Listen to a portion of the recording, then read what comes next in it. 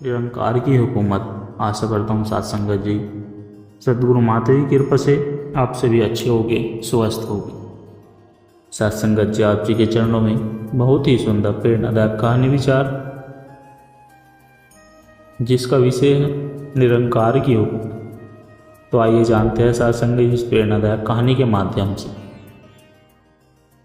निरंकार की हुकूमत। यह कहानी हमें यह बताती है कि दुनिया में चाहे कितनी भी बड़ी बड़ी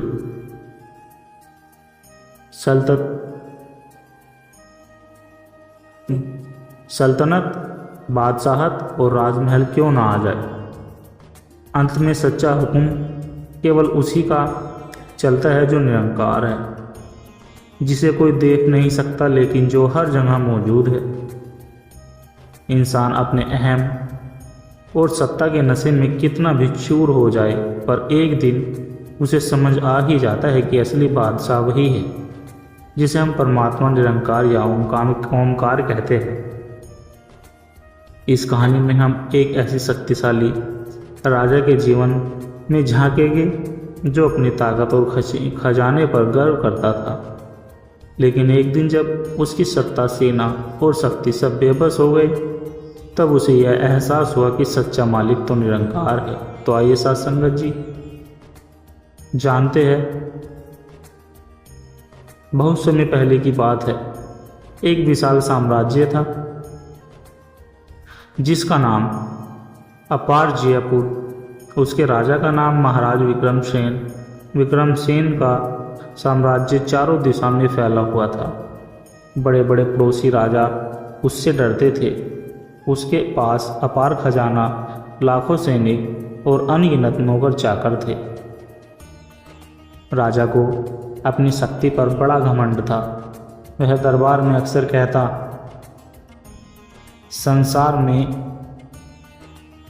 संसार में मुझसे बड़ा कोई नहीं, मेरा हुक्म ही कानून है, मेरी सत्ता अमर है।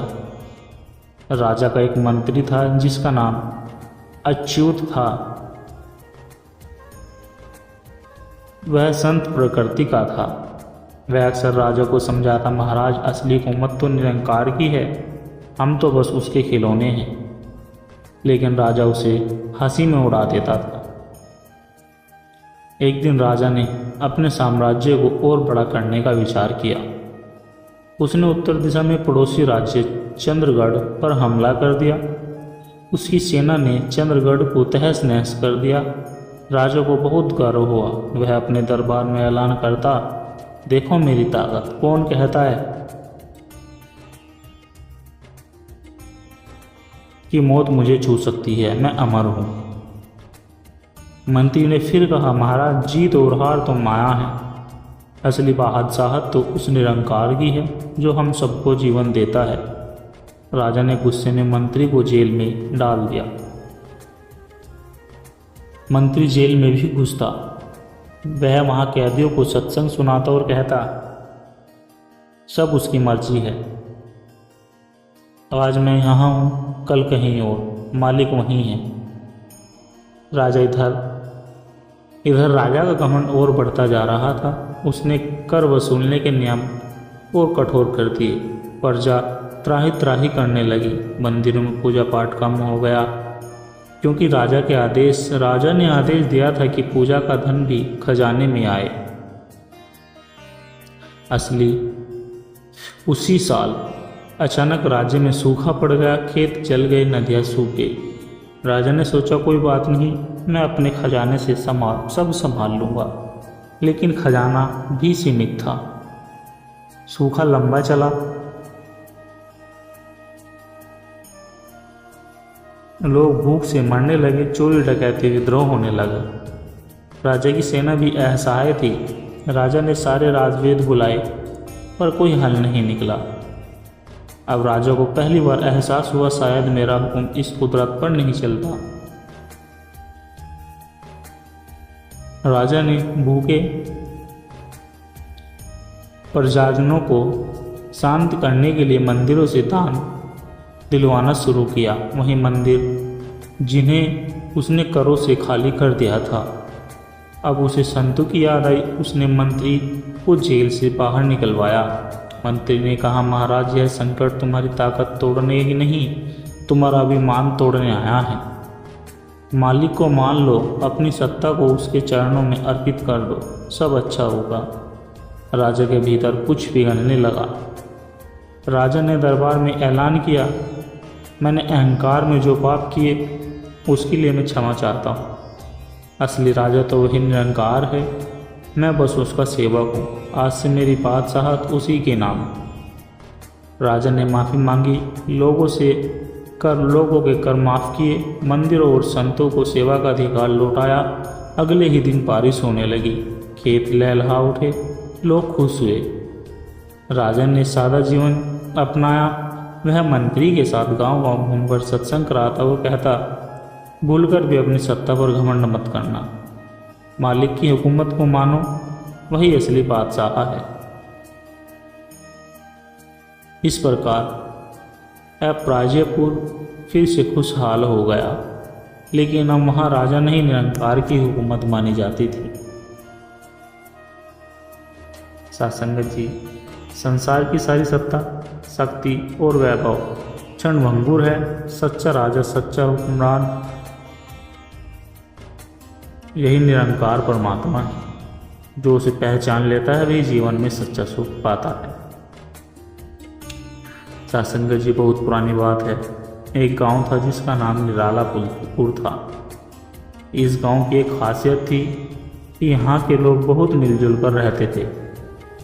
लेकिन गांव का जमींदार रुद्र प्रताप बेहद निर्दयी था। रुद्र प्रताप का रोब ऐसा था कि गांव के लोग उसकी हवेली के आगे सिर झुकाकर निकलते थे।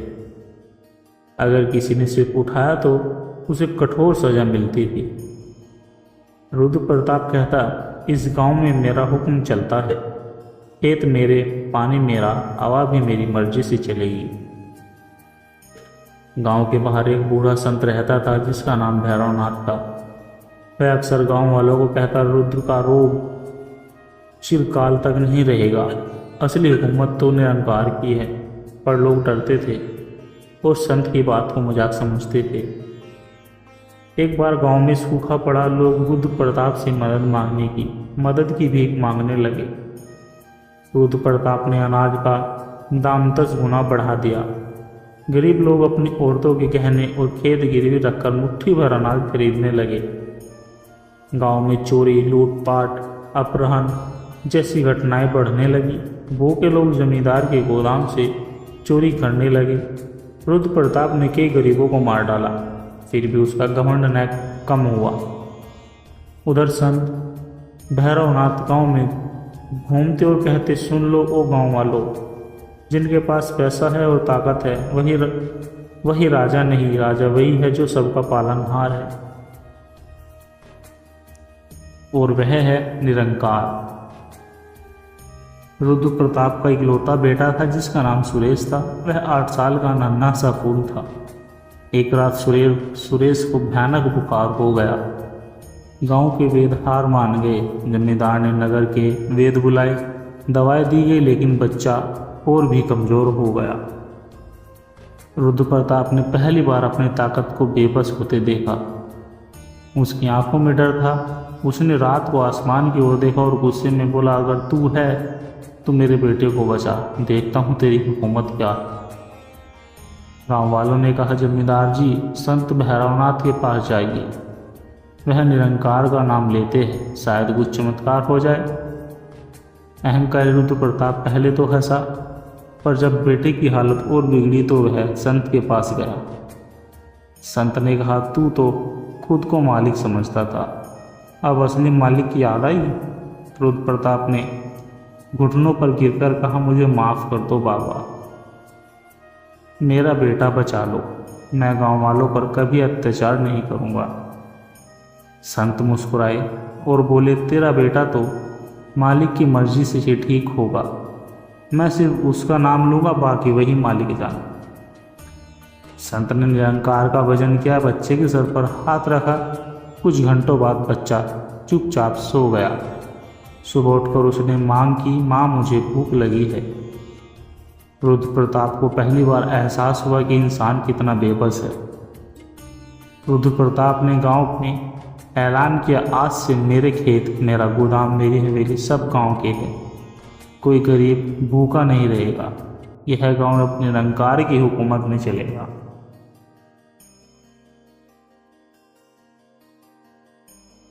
गांव वालों ने संत भैरवनाथ को प्रणाम किया। गांव में भजन मंडली बनी, अनाज मुफ्त बंटने लगा।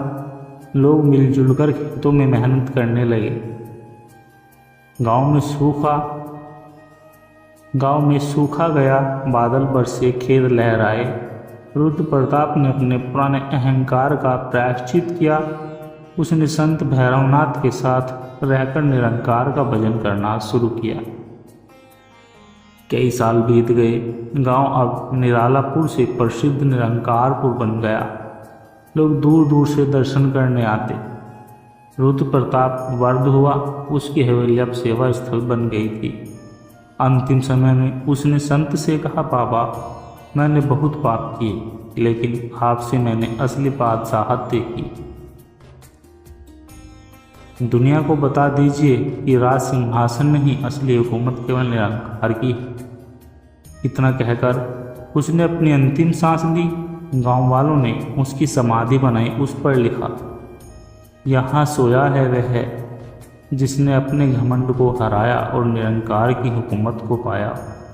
साथ संगत जी, संसार में कितनी भी शक्ति हो, कितने भी गोदाम हो, कितनी भी हवेलियाँ हो, पर मालिक वही निरंकार है। जिस दिन इंसान इसे मान लेता है, उस दिन उसके जीवन की असली बादशाहत शुरू हो जाती है।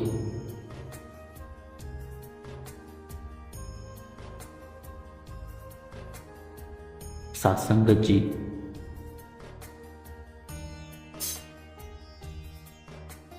बहुत समय पहले की बात है। हिमालय की तलहटी में एक सुंदर गांव था जिसका नाम शिवलोकपुर था।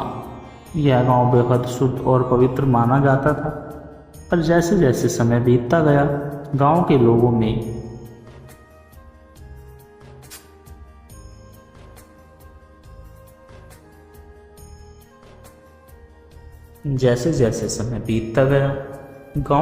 में स्वार्थ, द्वेष और लालच बढ़ने लगे।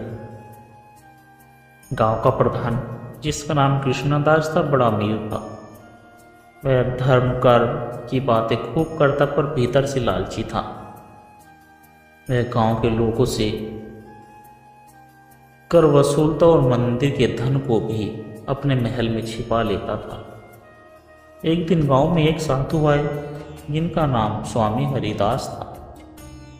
उन्होंने गांव के चौराहे पर एक छोटी सी कुटिया बना ली और हर शाम भजन कीर्तन करने लगे। गांव के कुछ लोग तो उनके पास आ जाते, पर प्रधान कृष्णदास को यह पसंद नहीं था। उसे डर था कि साधु गांव वालों को उसके झूठे धर्म का भेद न बता दे। स्वामी हरिदास ने लोगों को केवल एक ही बात समझाई कि जिसे तुम देख नहीं सकते पर हर जगह है, वही सच्चा राजा है, वही निरंकार। उसकी हुकूमत ही असली हुकूमत है। मनुष्य चाहे कितना भी चालाकी क्यों न कर ले, उससे बच नहीं सकता। कुछ लोग उसकी बातों को हंसी में उड़ा देते, कुछ चुपके से सुनते और मन में शांति पाते। प्रधान कृष्णदास ने गांव में घोषणा करवा दी, जो कोई भी उस साधु के पास जाएगा, उसका हुक्का पानी बंद कर दूंगा। गांव वालों ने डर के कारण साधु के सत्संग में जाना छोड़ दिया। स्वामी हरिदास फिर से हर शाम दिया जलाते और गाते, निरंकार की हुकूमत अमर है, इंसान की सत्ता झूठी है। एक साल बाद गांव में अजीब घटनाएं होने लगी। खेत सूखने लगे, कुएं का पानी जहरीला हो गया, पशु मरने लगे। लोगों ने मंदिर में घंटियां बजाई, पर शांति नहीं मिली। प्रधान कृष्णदास ने झूठी पूजा पाठ और यज्ञ कराए, पंडित बुलाए, सोने की मूर्तें चढ़ाई, पर कोई असर नहीं हुआ। इसी ने सलाह दी स्वामी हरिदास के पास चलिए, वह सच्चे साधु है, वही इस संकट को समझ सकते हैं। कृष्णदास ने पहले तो मना किया, पर जब हालात हाथ से बाहर हुए तो वह साधु के चरणों में आ गिरे। स्वामी हरिदास ने कहा, कृष्णदास, तूने अपनी सत्ता को सच्चा राजा समझा, तूने मंदिर के धन को लूटा, तूने गांव वालों को दबाया, अब देख तेरी सत्ता ने तुझे क्या दिखा। कृष्णदास रोने लगा, मुझे क्षमा कर दो बाबा, मैं अपने पापों को स्वीकार करता हूँ, मुझे बचा लो, गांव वालों को माफ़ कर दो। स्वामी हरिदास बोले, तू अगर सच्चे दिल से मालिक की हुकूमत को मान ले तो संकट दूर हो जाएगा। कृष्णदास ने गांव वालों के सामने खड़ा होकर अपने पापों को स्वीकार किया। उसने मंदिर का धन लौटाया, कर माफ किए और अपने महल को धर्मशाला बना दिया। गांव वालों ने स्वामी हरिदास को मान लिया। अब रोज भजन कीर्तन होता, सत्संग होता, बच्चे बूढ़े सभी सेवा करते। धीरे धीरे गांव के खेतों में हरियाली लौटी, कुएं का पानी मीठा हो गया, पशु फिर से चढ़ने लगे। गांव के लोग समझ गए कि असली सरकार वही निरंकार है, जिसे सब मूर्ति या तस्वीर में बांधा नहीं जा सकता। कृष्णदास ने अपने जीवन के बाकी दिन सेवा में बिताए। उसने संतों के लिए एक आश्रम बनवाया और खुद वही सेवा करने लगा। वर्षों बाद जब स्वामी हरिदास का देहांत हुआ, गांव वालों ने उनकी चिता के पास एक पत्थर पर खुदवाया कि निरंकार की हुकूमत अमर है, इंसान की सत्ता क्षणिक है, जो इसे मान लेता है वही सच में मुक्त होता है।